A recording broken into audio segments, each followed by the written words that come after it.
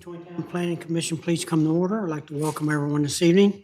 Would you please stand for the pledge of the flag? I pledge allegiance to the flag of the United States of America and to the republic for which it stands, one nation, under God, indivisible, with liberty and justice for all.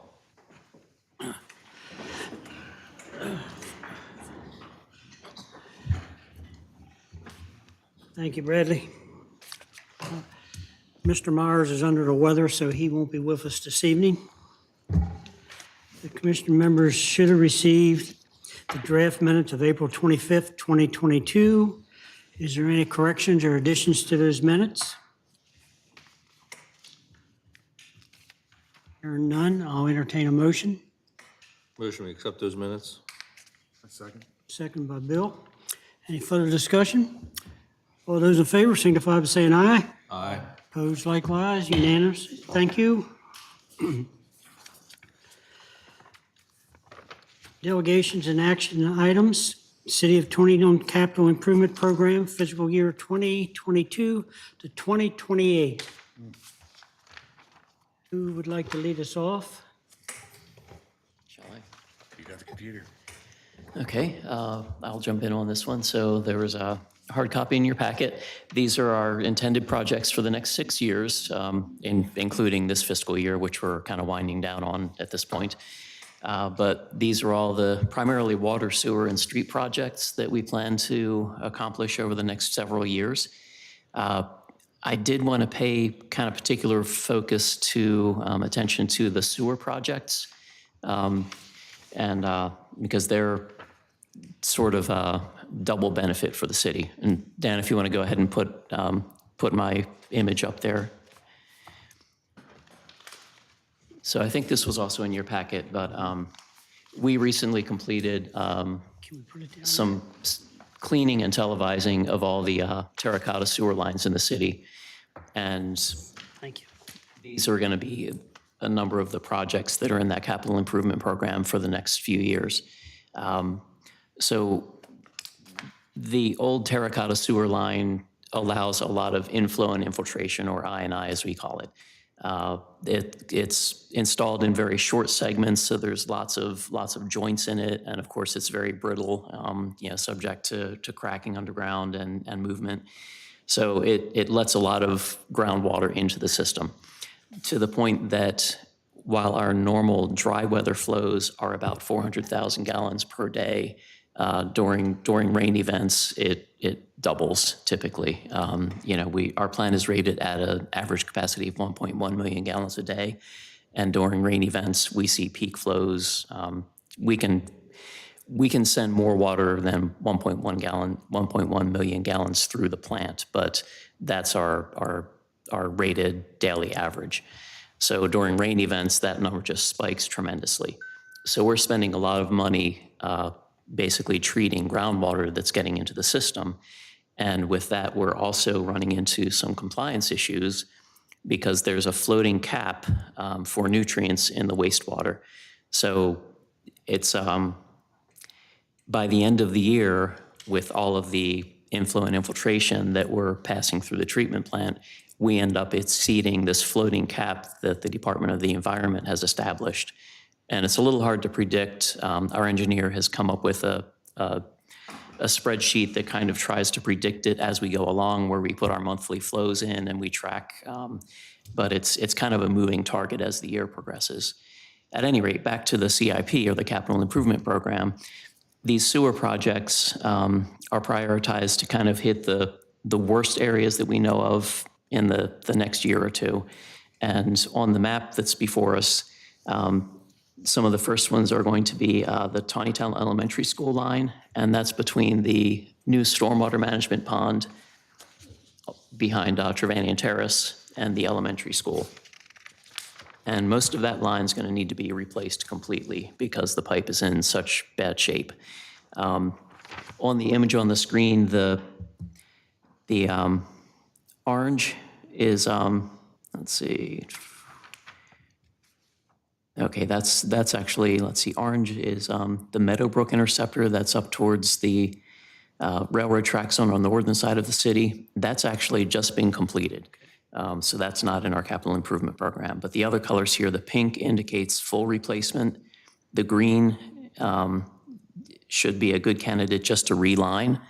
Basically, they pull a liner through from manhole to manhole and then pressurize it and heat it, and it cures into a rigid pipe. So it's a structural repair. It's not just a lining. And we did that down on East Baltimore when we did the revitalization, right? Correct. We did a lot of cured in place pipe or CIPP in the streetscape project. There were a lot of points in Baltimore Street that did need to be dug up and repaired, but or replaced. But we took advantage of that cured in place pipe as much as we could. So that would be the green that's on the map. Requires, let's see, no rehabilitation. The blue is the stuff that we can do the lining, and yellow is some areas where there's going to need to be point repairs, but not complete replacement.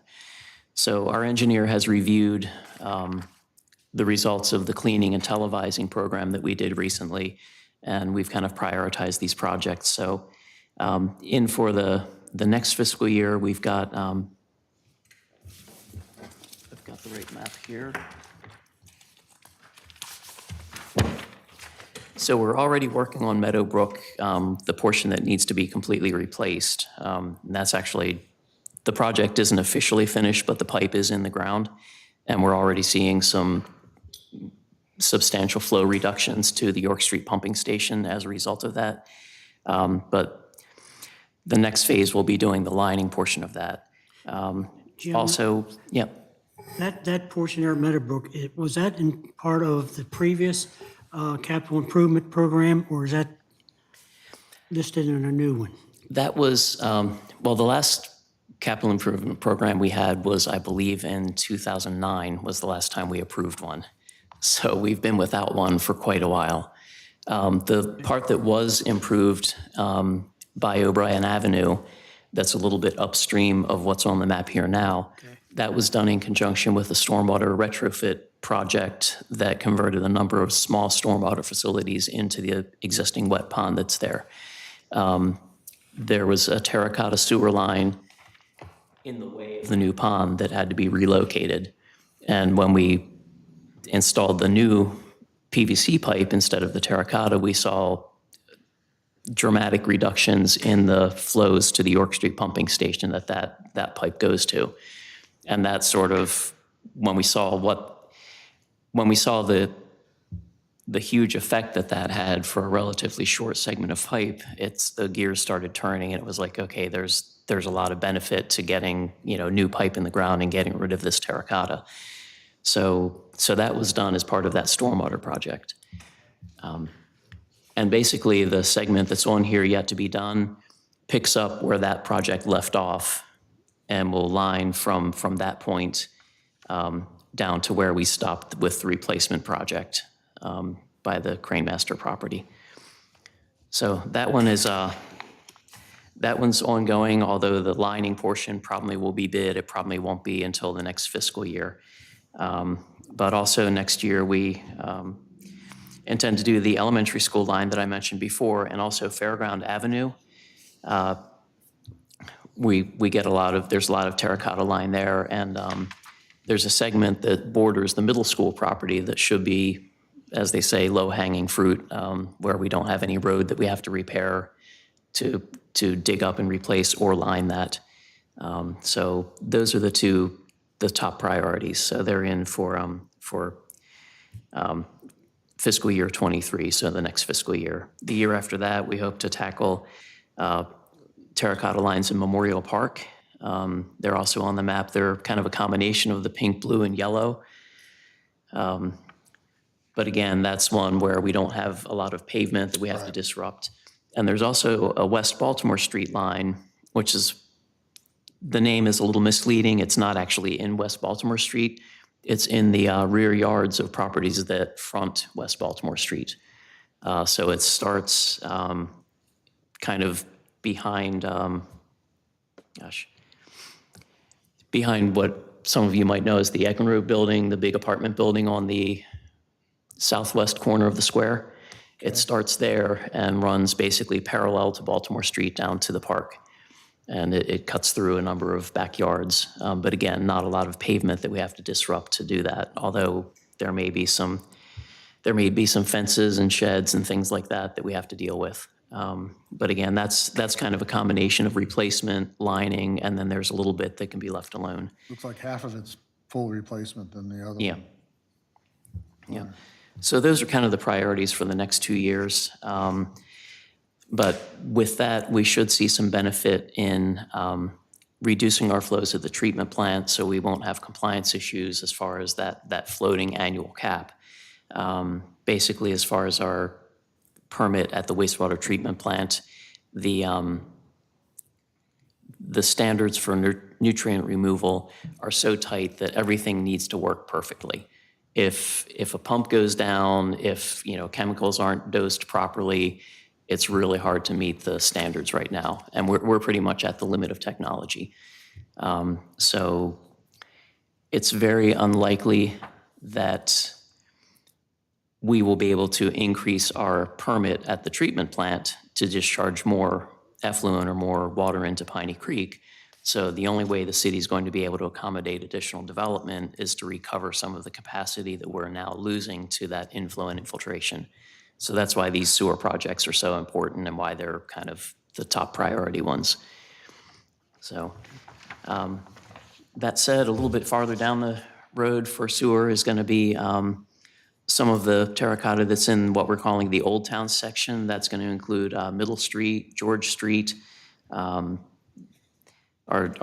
two that are going to be within the next 6 years. And while we're doing those, we're also going to replace the water lines that are in those streets. So let's see. I'm not sure if you want to kind of go project by project or how best to tackle this, but I really wanted to focus on that sewer aspect because that's where we're going to see the biggest bang for our buck, so to speak. Do we know how much galvanized is still out there for water to the people's houses? I know it was an option when we did that you could update at that time. Right, we did encourage people to replace their service lines. I don't know if we have a good I think it's a good handle on that because that's usually done by a individual property owner's plumber, and we don't get notification of that. But I'm sure there's still a tremendous amount of galvanized out there. Probably in the Fairground Village area. Yeah. That's one of the older sections that was. Yeah. So that said, again, I did want to kind of emphasize the sewer, but hopefully you had a chance to kind of read over the program in general. On the water side, basically, some of those older lines are problematic in that we do have leaks. We have water main breaks periodically. Westview Drive is notorious for water main breaks. Seems like we have at least one break a year on Westview Drive. And that was an instance where I believe city crews years ago actually installed that water line and didn't really have the equipment to do it properly. So the line where they hit rock kind of meanders back and forth under the road based on where they could excavate to get it in with the equipment they had. And it was also, I think, installed directly on rock in a few places. So that's been a problem for us. So we intend to tackle that one soon as well. But again, when we're pumping, when we're losing water out of the supply lines, we're pumping it out of the ground, we're treating it, so we're spending money on electricity and chemicals, and it's never making it to the customer. So while the water system is comparatively tight compared to the sewer system, we still have some loss, and we still can make some progress and reduce our operating costs and get more of that water we're producing to the customers. Any particular areas or comments anyone wants to make? I think you guys put a lot of time and effort in putting this together. We've been chipping away for a long time. I did get one comment from Mr. Myers, like on page 29, the sentence just stopped like they were still. Oh. And think we had an issue that back previously. But if you go to the Department of Public Works Facilities, there's a box to the right, the last sentence, it just ends. Oh, yeah. Okay. Thank you. We'll finish that out.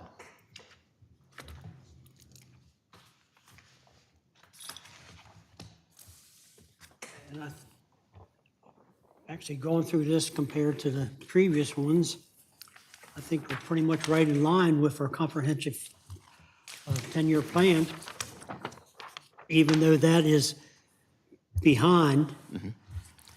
Thank you. Nice segue. The other map that I did want to share, this one is our comprehensive plan. And just since we have a lot of new members on the commission, I just wanted to share this. So when we do update a capital improvement program like this, it should be in sync with the goals and objectives of the comprehensive plan. I'm going to make kind of a broad connection here, but I mentioned sewer capacity and, our slim chances of being permitted, to discharge more into Piney Creek at the wastewater plant. So you can see on this map that's on the screen now, let's see if I can kind of move the cursor around. So the dashed lines, like along here, are the corporate limits of the city, but then there's areas, beyond that, like over here, all this area, the Sewell property, is much of this is beyond the city limits, but within our growth area boundary. So this is the area that the city envisions ultimately growing into.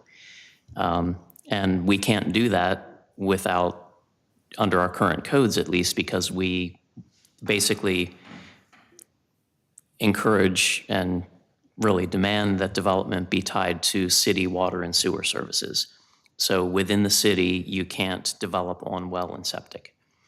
So for us to be able to annex these areas and provide water and sewerage service for them, we need to recover some of that capacity on the sewer side.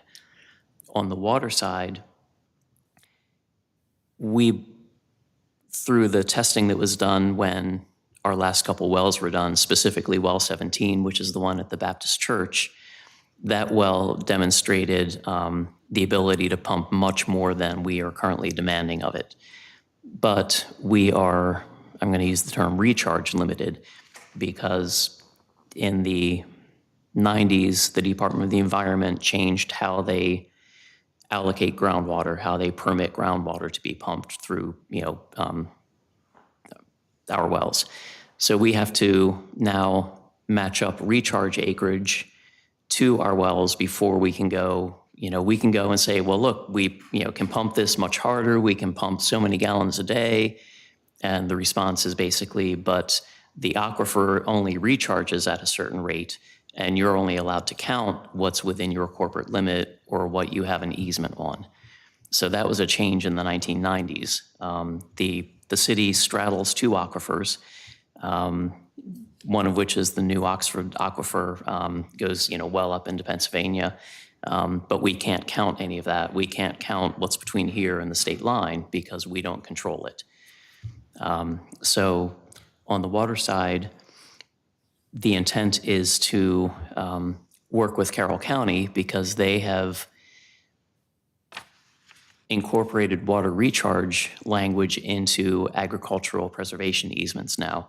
The state easements don't incorporate that, but the county ag-pres easements have a recharge component, and the county is willing to partner with municipalities within the aquifer specific to that municipality's wells and allow the municipalities to use that recharge credit to be able to pump more water. Now, there are conditions. It has to meet smart growth objectives or be commercial, industrial, that sort of thing. But we are beginning conversations with the county on that. So that's how we intend to pump our existing wells harder or pump more water out of them by associating additional recharge to it.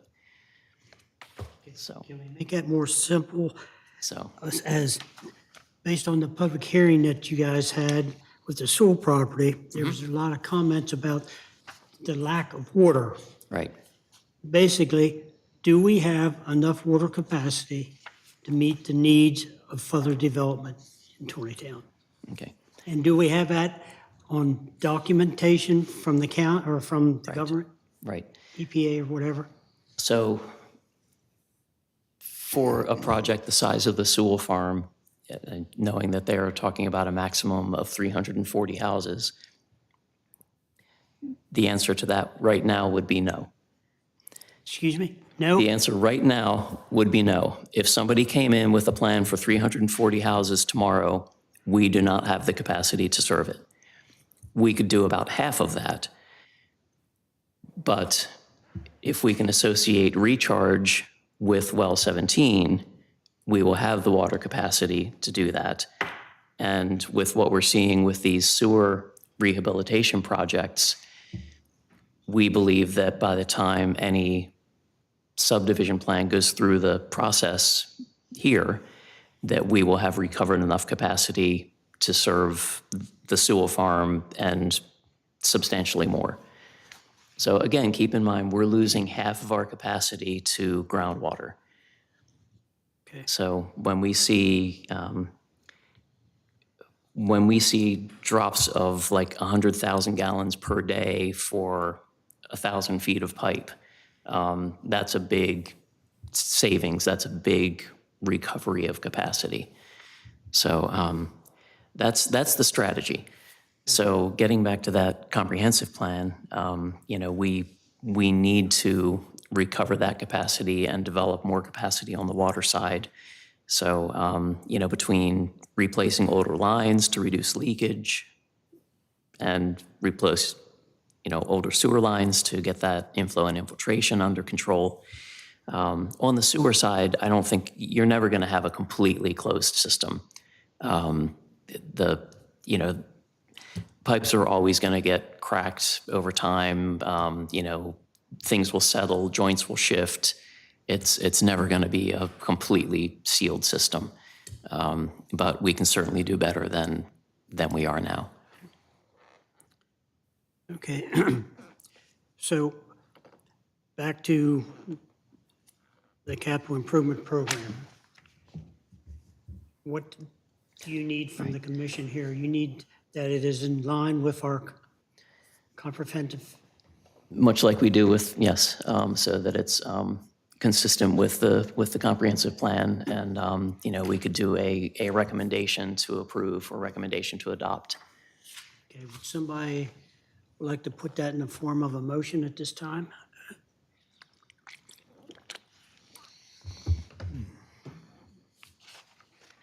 I move that the commission recommends that we approve the capital improvement program because it aligns with the comprehensive plan. As presented to us tonight. Is there a second to that? I second. I'll second it. Further discussion? Comments from the county? Okay. All those in favor of the motion signify by saying aye. Aye. Opposed likewise, unanimous. I'm starting to lose it, guys. Okay. Thanks, Dan. You can take my screen down if you want. Excuse me? I was just telling Dan he didn't have okay, to keep that up. Okay, moving on. Ordinance and agreements for review. There isn't any. Planning and zoning report. Daryl? Your report. Sure. Get that marked off. That's okay. So Mead's Crossing.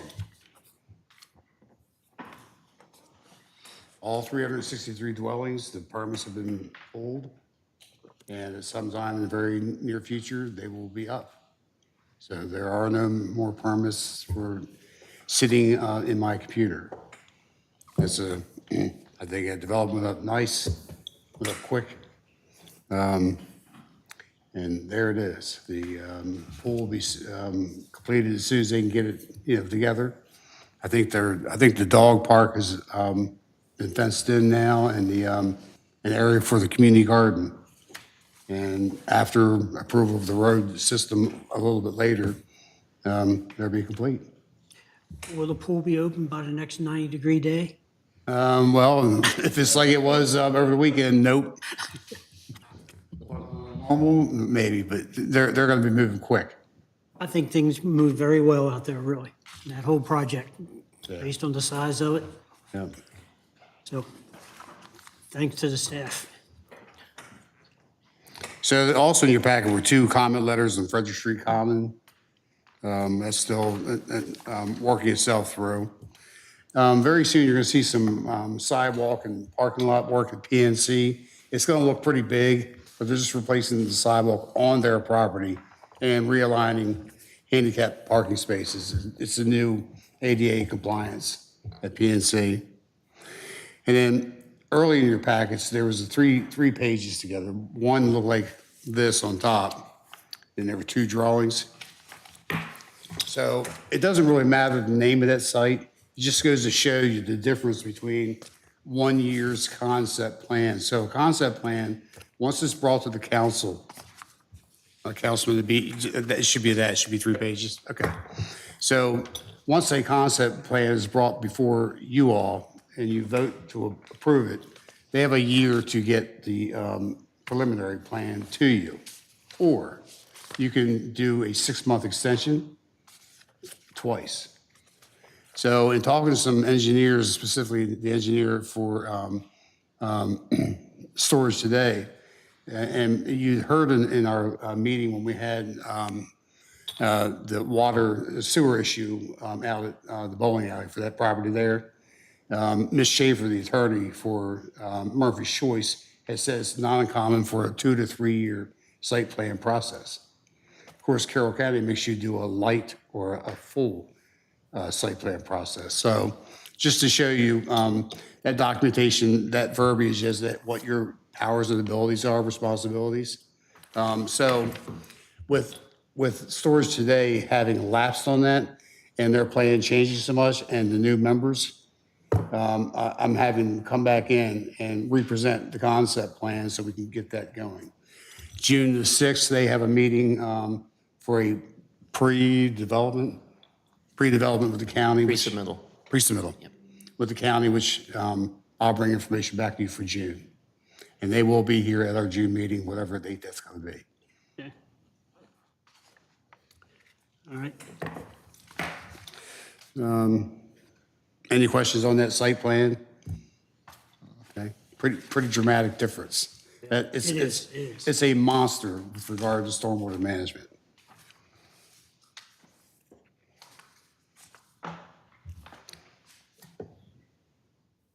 You want to move on into the projects, construction projects in? Sure. So Jim has pretty much worked through, except for just a couple small administrative letters, I believe, for Taneytown Crossing. That will soon be coming off this list. Since most of the board or the commission wasn't here when that started, I don't believe, can you give us a little background on that? That was funded by government funds, right? That's not a HUD project. That was some other project, and there's some stipulations, maybe just to bring everybody up to speed with. Sure. Well, to start off with, the project started with the Board of Appeals hearing because the semi-detached use, which is the side-by-side dwellings in one building, was a special exception in that zoning district. So they got their approval that way. The funding is through the low-income housing tax credit. And they did, so basically their construction cost was subsidized by that tax credit upfront. They do not qualify for Section 8 housing subsidy, but that doesn't mean that they can't allow some other kind of housing voucher. So while they don't qualify for that particular program, there are other programs where people that get housing assistance can still live there. And that was something that probably was not perfectly clear upfront. Many people seem to jump right to Section 8 as being low-income housing and like the program. And it may be a significant program, but it's not the only program that helps people with rent. So they're not allowed to use that program, but they can use others.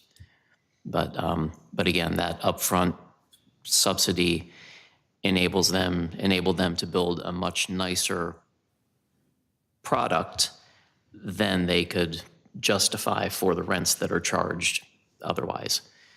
So the units are LEED Gold standards, so that's leadership in energy efficiency, and they're the exteriors are nicer materials than the typical new homes. So they have cement fiber siding, for example, instead of vinyl, and PVC trim instead of just, again, thin vinyl or aluminum wrap trim and things like that. So hopefully it'll be a nice project and it will hold up years down the road. And wasn't there something with a management company? They do for have, right, 25 they do years or have 30 a, years, something like that? they do have a professional management company that oversees the site and the leasing. And so again, they, as it was explained to us, they do vet the tenants very, very carefully. And obviously they want to preserve their investment. So I think that we will see that it continues to be a nicely maintained project for years to come. I think it fits into that. And that the intersection management very company has well. been very responsive so far. Okay. And I guess maybe not exactly connected that, but we did have some issues with the Westview parking on one side, and that was going to be handled through the town. Remember, there were some, I know we had discussion about that. I don't recall, and we probably need to go back through the minutes and try to find exactly what was said. I know that we talked about restricting parking possibly on one side or the other. are we getting any more complaints from people about it? Just when there's an occasional trailer on the street down that way. Yeah, it comes and goes. It's sort of like, it's being looked at. Okay. There, we occasionally hear some comments that, Westview Drive is too narrow to have cars parked on both sides, which typically we didn't have before that project was developed. So we may end up having to step in and restrict parking on one side or the other. But there's no definite plan at this point. Well, it was really good to hear you say that it was coming off our books here compared to some of these others that we've had on here for quite a few years. So it's really good that it's moving smoothly. We're working on that, well, Jim and I are working on that, but there's also a couple more on this list that are very close to it. It's just simple, one of the projects, I don't name the name, just simply getting an email back, and say, hey, you got to sign this. So sometimes people move on, people aren't in the office anymore, so Lord knows what the reasoning is, but yeah, it'd be nice to shorten this list so we can do other things.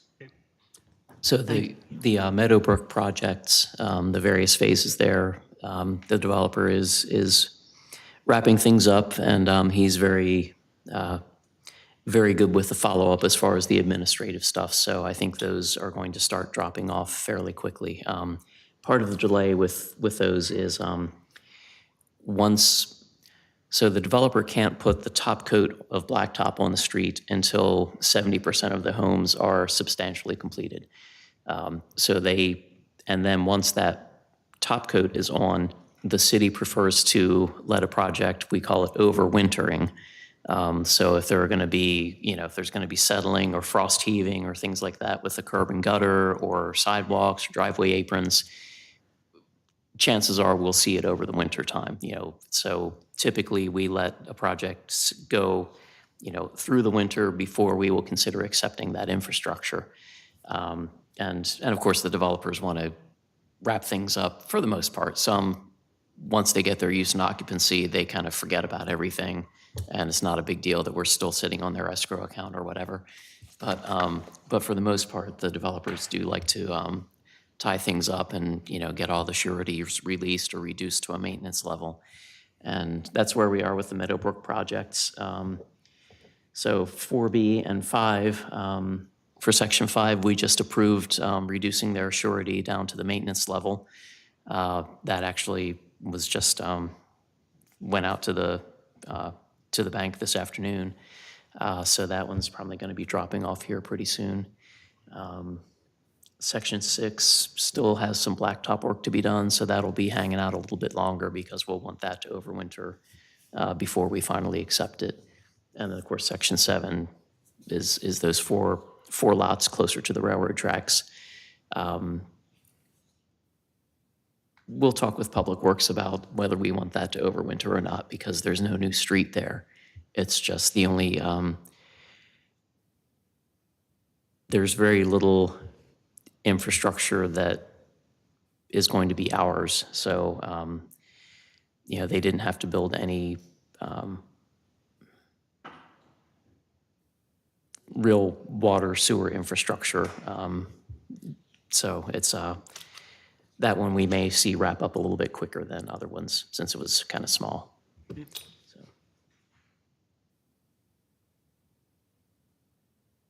Is that it then for the construction? It is. Okay. Did Jay have anything for us? I checked my phone. I saw a new email from Jay. Okay. I guess we're up to the county. Tiffany?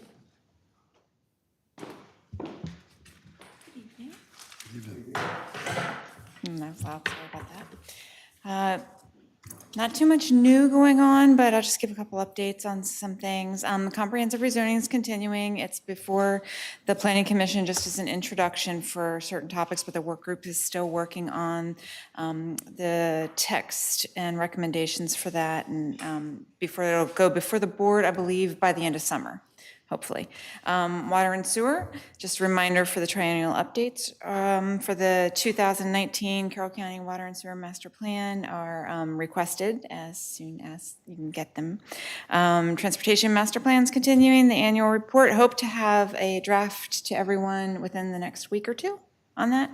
And the hazard mitigation plan, we have one more town that we're meeting with tomorrow, and then two have still not gotten back to us on meeting, but I think at a certain point, the public safety will just kind of draw the line that, and just say that they're going to get the draft together, and who's in is in, and if they're not part of it, they're not going to be part of it. So that should be coming to you within the next month, I would say, actually, or available within the next month or so.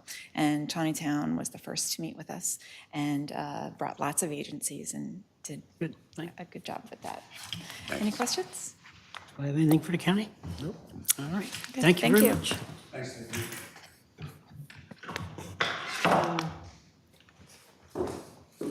I guess moving to other business.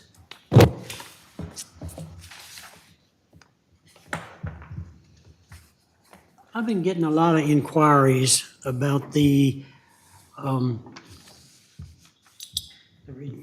restricted business district or general business out at the other end of town. And after, I pulled it up on the code and all that. 5,000 square foot is a pretty good sized building.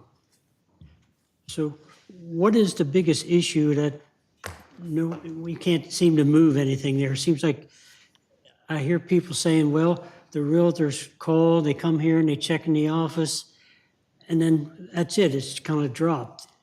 What's the drawback here? I'm not sure. I understand. Not to put anybody on the spot, Yeah, but so, I'd just like to be able to, when somebody asks me something about it, I'd like to give them some type of direction other than call City Hall.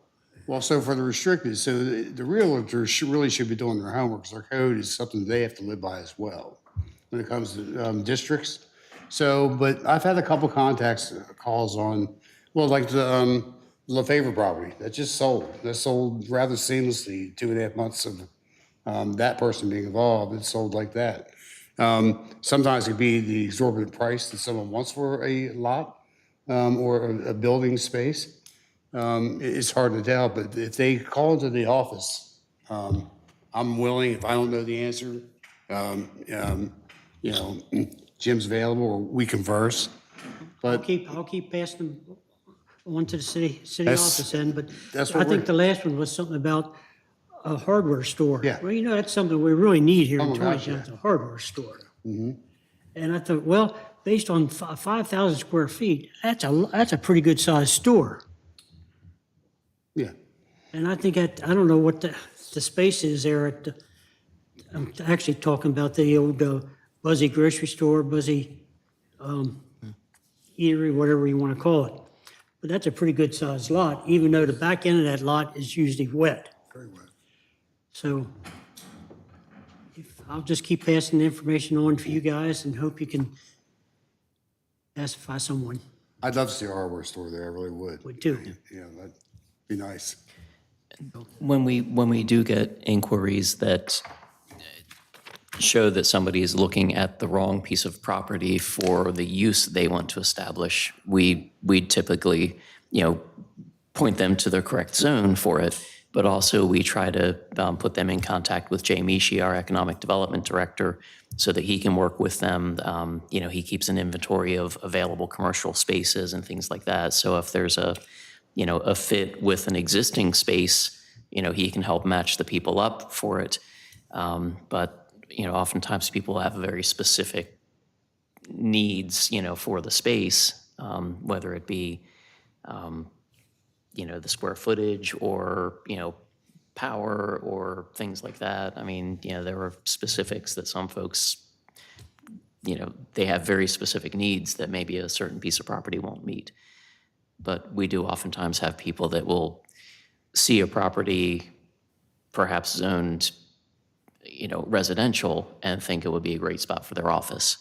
And, well, maybe it would be because it's on the main drag or whatever, but it's, in a residential district, so you're kind of limited as to what you can put there.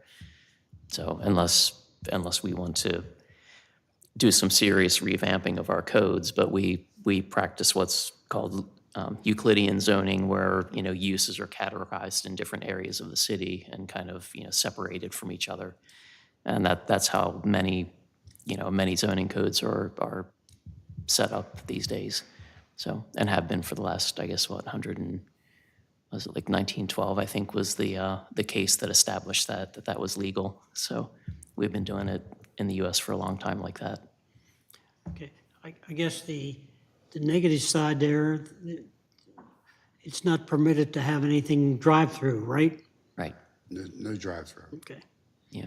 So, and for those of you who weren't, and I guess most of you weren't around when that zoning district were created, but that strip between Merwin Drive and Fairground Avenue was R7500, as the rest of that strip of homes is along Baltimore Street. A property owner approached the city many years ago because they had interest in somebody who wanted to establish an office use there, and they were having trouble selling the property as a residence, I guess. And that was kind of the trigger for us to start having the conversations about creating a kind of a local business type thing that would be a buffer between the more intense uses of general business and then the adjacent homes in the R7500 zone. So that restricted general business was envisioned to be kind of a buffer zone to give a little flexibility because it is on the main road and, that's appealing for a lot of commercial uses. But it's also adjacent to, houses and also the city's historic district. So I think that was the intent of creating that restricted business zone. And again, there's acres and acres of general business that are available and on the market, so plenty of places you can put your drive-through. Okay, thanks, Jim. Yep. We'll go around the table. Lee, you have anything? No. Bradley? No. Chris? Nope. Okay, looks like there's some conflict of interest on the time for our next meeting. Does June the 22nd work for everyone? I will be away You will? June 19 through July 4, I'm out. Okay. Anyone else going to be going?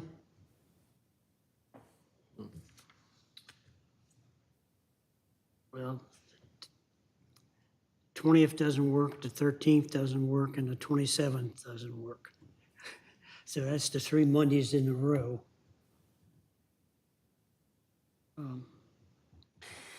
Well, of course, you all can decide what night you want the meeting to be. That's your power.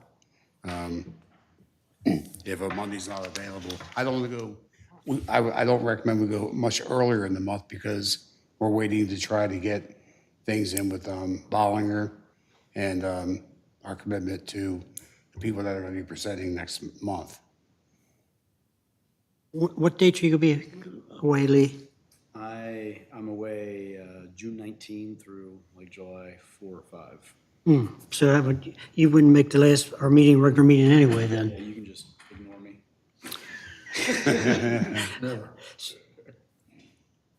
But you could pass any comments on to us through the, That's true.